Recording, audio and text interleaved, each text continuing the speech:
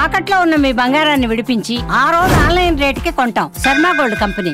నమస్కారం, welcome to Suman TV. నేను గీతాంజలి. ప్రస్తుతం మనతో పాటు భారతీ శంకరపీఠం వ్యవస్థాపకులు, ప్రముఖ ఆధ్యాత్మికవేత్త, బ్రహ్మశ్రీ అన్నవరపు తిరుపతి మూర్తి అవధాని గురువు గారు ఉన్నారు. వారితో మాట్లాడదాం. గురుగారు నమస్కారం అండి. నమస్కారం గురుగారు. ఓం శ్రీ మహాగణాధిపతయే నమః. ఉగాది వచ్చేసింది. తర్వాతి రోజు చైత్రమాసం కొత్త సంవత్సరంలో మొదటి రోజు 31వ తారీఖున సోమవారం అండి. అప్పటి నుంచి ఇంక మనకి సంవత్సరం ప్రారంభం అయినట్టే. ఆ రోజు ఏమైనా విశేషం ఉందా? ఖచ్చితంగా ఇలా నియమంగా పాటించాలి అన్నట్టుగా? నేను ఒకటైతే చెప్తానమ్మా, ఇంట్లో కూర్చొని తేలిగ్గా చేసుకునేది. కళ్ళ ముందే మొత్తం అది ఆవిరైపోతుంది. మళ్ళీ హాయిగా చేసుకోవచ్చు, కష్టం లేకుండా. మనకు అంత చెరుకు రసం దగ్గర పెట్టుకొని 2-3 పుష్పాలు అంటే మనకు ఇంట్లోనే ఐసుతోటి శివలింగం తయారు చేసుకోమనండి. అవునండి, మధ్య చూస్తున్నాం కొంతమంది రీల్స్ లో, వాటిలో చూపిస్తున్నారు. ఇట్లా చిన్న గ్లాస్ లో, చిన్న గ్లాస్ డీప్ ఫ్రిడ్జ్ లో పెట్టుకొని శివలింగం ఆకారం వచ్చేలాగా అలానే పెట్టుకొని చక్కగా ఎక్కువ సమయం కూడా లేదమ్మా. మీకు నేను ఒక శ్లోకం అయితే ఇస్తా. ఇందాక కూడా చెప్పాను. శివం శాంతం జగన్నాథం లోకానుగ్రహకారకం శివమేకం పరం వందే శిఖారాజ నమో నమః. ఈ ఒక్క నామంతో సోమవారం రోజు నాడు, ఇది ఎప్పుడైతే చైత్రమాసంలో 2వ రోజు సోమవారం వస్తుందో ఆ రోజు పొద్దున్నే, ముందు రోజు రాత్రి ఒక గ్లాస్తో నీళ్లు, 2 కప్పులతో నీళ్లు పెట్టుకుంటే, మర్నాటికి ఒక ప్లేట్ తీసుకొని ఒక కప్పు బోర్లు ఇచ్చేసేసి ఒక కప్పు దాని మీద తిరగది పెట్టేస్తే ఐసు ముక్కలు చక్కగా వస్తుంది. దాని మీద శివలింగం లాగా పెట్టుకుంటే ఒక 2 నిమిషాలు మొత్తం అది అతుక్కుపోతుంది. చక్కగా ఏమి ఆ చెరుకు రసం దగ్గర పెట్టుకొని తిలలు అంటే నల్ల నువ్వులు బియ్యం ఈ 2 కలిపినటువంటి తిలాక్షతలు.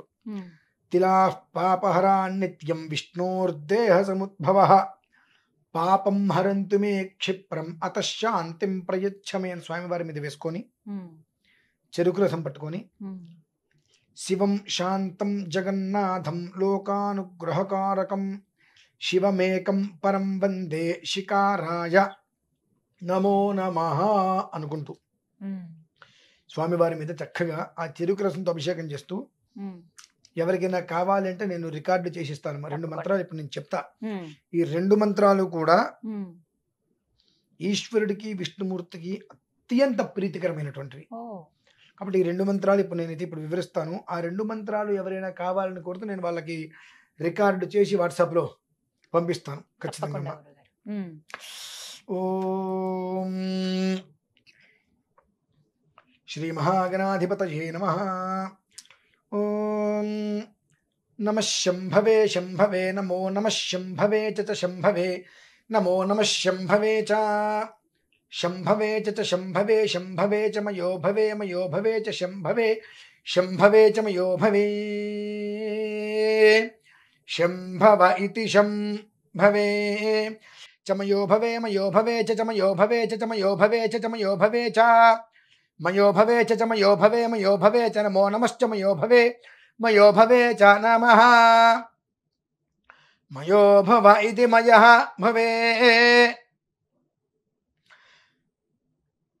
నమః శంకరాయ శంకరాయ నమో నమః శంకరాయ చ శంకరాయ నమో నమః శంకరాయ చ శంకరాయ చ శంకరాయ శంకరాయ చ మయస్కరాయ మయస్కరాయ చ శంకరాయ శంకరాయ చ మయస్కరాయ శంకరాయేతి శంకరాయ చమయస్కరాయ మయస్కరాయ చ చమయస్కరాయ చ చమయస్కరాయ చ చమయస్కరాయ చ మయస్కరాయ చ చమయస్కరాయ మయస్కరాయ చ నమో నమశ్చ మయస్కరాయ మయస్కరాయ చ నమః మయస్కరాయేతి మయః కరాయ చ నమో నమశ్చ చ నమః శివాయ శివాయ నమశ్చ చ నమః శివాయ నమః శివాయ శివాయ నమో నమః శివాయ చ శివాయ నమో నమః శివాయ చ శివాయ చ శివాయ శివాయ చ శివతరాయ శివతరాయ చ శివాయ శివాయ చ శివతరాయ చ శివతరాయ శివతరాయ చ శివతరాయ చ శివతరాయ చ శివతరాయ చ శివతరాయ చ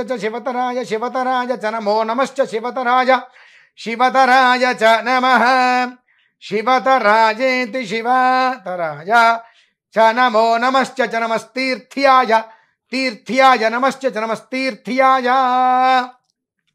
మనం ఎప్పుడు కూడా ఓం నమ శివాయ అని కొన్ని పదాలు అనుకుంటూ ఉంటాం. రుద్రం మధ్యలో వస్తుంది, చాలా గొప్పది విశేషమైంది అని చెప్పి ఇందులోనే వచ్చింది మా నమ శివాయ అనేటువంటిది. చ నమో నమశ్చ నమ శివాయ శివాయ నమశ్చ నమ శివాయ నమ శివాయ శివాయ నమో నమ శివాయ చ శివాయ నమో నమ శివాయ చ. ఆ నమ శివాయ అనేటువంటిది 5 అక్షరాలు ఏదో పూర్వం నుంచి పలక మీద రాయిస్తున్నారు అందరూ అనుకుంటున్నారు కదా అనేటువంటిది కాదండి. చాలా మహత్తరమైన రుద్ర అభిషేకానికి చాలా యోగ్యంగా ఈశ్వరుడికి ఇష్టంగా వాడేటువంటి రుద్ర నమ్మకం ఏదైతే ఉందో ఆ రుద్ర నమ్మకంలో అన్నిట్లకన్నా గొప్పది నమ సోమాయ అనే అనువాకం. ఆ అనే అనువాకంలో చివరిగా వచ్చేటువంటి పదాల్లో నమ శంభవేచ మయోభవేచ నమశంకరాయ మయస్కరాయ నమ శివాయ చ. మళ్ళీ 5వది అందులోది కూడా అది. అంత గొప్ప స్థానం ఆ నమ శివాయ అనే పదానికి ఉంది. ఇదొక మంత్రం. ఇంకొకటి మళ్ళీ ఓం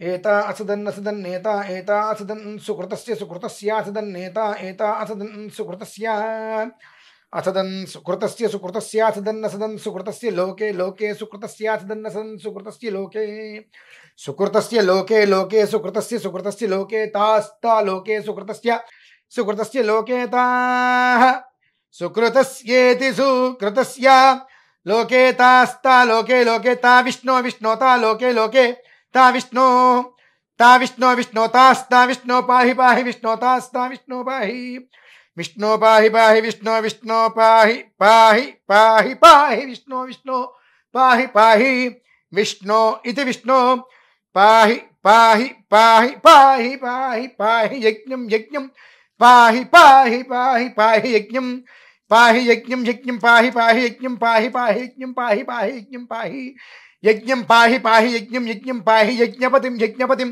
పాహి యజ్ఞం యజ్ఞం పాహి యజ్ఞపతిం పాహి యజ్ఞపతిం యజ్ఞపతిం పాహి పాహి యజ్ఞపతిం పాహి పాహి యజ్ఞపతిం పాహి పాహి యజ్ఞపతిం పాహి యజ్ఞపతిం పాహి పాహి యజ్ఞపతిం యజ్ఞపతిం పాహి మాం మాం పాహి యజ్ఞపతిం యజ్ఞపతిం పాహి మాం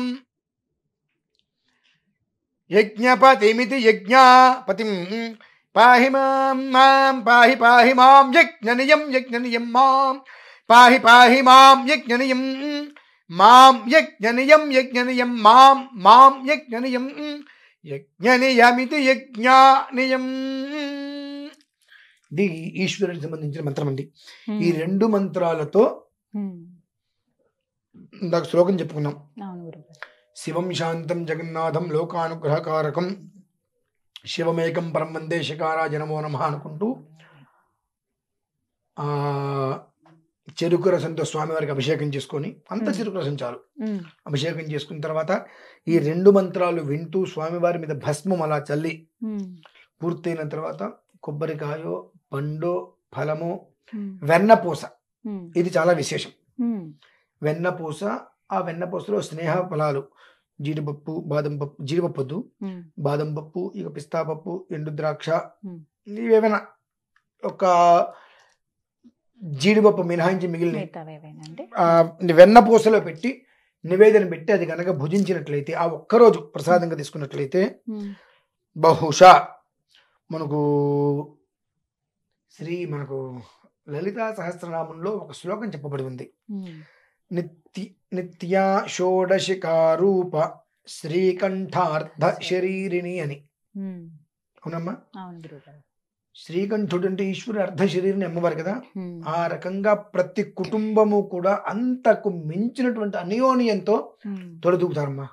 ఆ ఒక్కరోజు ఆ ఒక్క మంచుతోటి అంటే ఐసుతోటి ఆ విధానాన్ని అనుసరించి 2 మంత్రాలతో చక్కగా స్వామివారికి భస్మార్చన చేసుకొని తర్వాత ఆ భస్మం నుదుటి పెట్టేసుకుని ఉన్నంత వరకు ఈ ధూపదీపం ఇచ్చేసుకొని ఈ నివేదనకు మాత్రం ఇది ఒక్కటి ప్రధానం. మీరు ఎన్ని పెట్టినా పర్లేదు, ఇది మాత్రం ప్రధానంగా పెట్టుకొని అది ప్రసాదంగా తీసుకోగలిగితే ఆ ఇంట్లో ఎప్పుడూ కూడా సంతోషం అనేటువంటిది, సౌహార్దం వెరువిరుస్తుంది. మినహాయిస్తే నువ్వెంత నేనెంత, నాది నాకు తెలిసిన ఇది నీకు తెలిసినటువంటి ఇగో అనేటువంటి పదాలు రాకుండా సంతోషంగా ఉంటారమ్మా.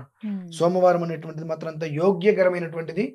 ప్రతి మనిషి ఖచ్చితంగా ఒక్కసారైనా ప్రయత్నం చేయగలిగితే తర్వాత కామెంట్స్ లో ఖచ్చితంగా చెప్తారమ్మా, ఈ స్వామివారి అభిషేకం చేసుకున్న తర్వాత నా జీవితం హాయిగా ఉంది, నేను సంతోషంగా ఉన్నా అని చెప్పి ఖచ్చితంగా చెప్పుకుంటారమ్మా. చైత్రమాసం మొదటి సోమవారం మార్చి 31వ తారీఖున ఈ విధంగా చేసుకోవాలి పరిహారం. చక్కగా వివరించారు గురుగారు, ధన్యవాదాలండి.